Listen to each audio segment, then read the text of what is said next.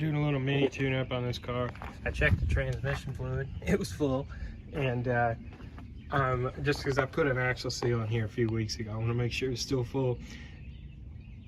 And it was, as you can tell by the ground there.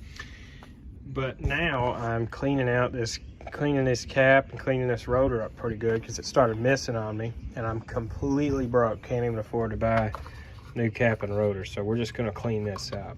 And I'm just going to I've never done this before, so from what I've heard, just take some sandpaper or emery cloth, which I don't know that I have either of those. So we're just going to improvise here and clean, like, see where these are kind of burnt. You'll just clean that off on each one of those little posts. I don't know what those are called. This is the rotor, I know that. This is the little thing that goes around and tells each cylinder to fire.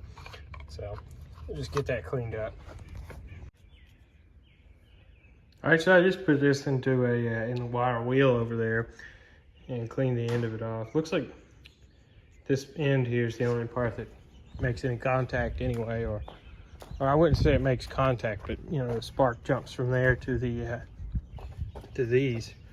So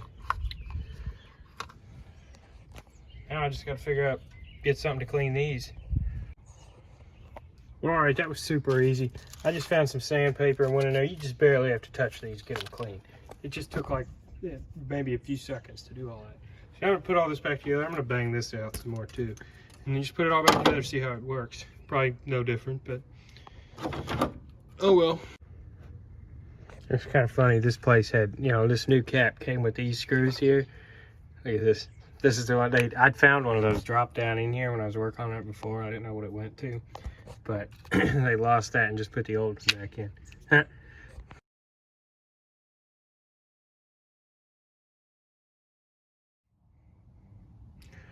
All right, so this Toyota has a problem with this transmission vent here, judging by the title. And a way to tell is you take this fill plug out and it puts out a burst of air with it. It means your transmission's not venting. In my case, I had a blown out axle seal. That would mean that the transmission wasn't venting at all and it blew out a seal. So the way this transmission vent works is very simple. This is where it is. It's this little bitty canister. So when you look at it, take this spring out of it. I'll lose this. Well, anyway, you'll look at it and it'll just be this sitting on here like this. That's how it'll look. And what it does is this spring goes onto this piece of rubber, and the piece of rubber sits right on top of there. And when enough air pressure comes out, it blows that up, and it causes it to vent. Well, that piece of rubber a lot of times will get stuck down onto that little ridge there, and that will cause it to not work. So I'm going to try and remedy this. It's really easy to get to this. So, you know, and to get this off, you just grab it with vice grips and kind of wiggle it back and forth. And it's not really the best method, but whatever, it'll work. See, it's just held on by crimping those little crimped spots there. So let's get at this and try and fix this. So what we got here is this. I just put a little pinhole in that. I don't know if you can see through it, but it's not very big. And that way, when and if this does fail, there will still be a little way for air to get through it, you know. So that's not too bad there. Go ahead and put this back together. So really the most difficult part of this, which took me a while, was to get this on here without like being able to get it off easy. And what I ended up doing, because I don't have very good friggin' tools, is I just put these needle nose pliers here at the bottom, because you want to like grip the bottom in to hold it down, but you don't want it to be so stuck down where air can't come out of it, you know. But you don't want to be able to just, you know, pull it off real easy.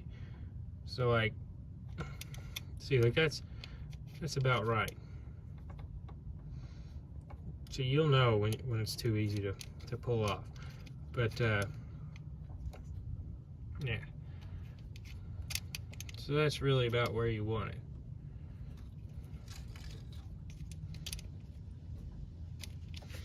But so yeah, that was hard. I took the vice grips and I squeezed down onto these needle nose, and then I just squeezed, you know, like kind of like that. So now, yeah, that's good, because you can't really just get it with needle nose. So. All right, I'm gonna put this back together. While I'm in here messing with this, I noticed that this coolant hose, or this radiator hose, was kind of leaking, so I'm gonna just tighten it up a hair. I'm just gonna hit all these. These worm clamps, you've got to tighten every now and then.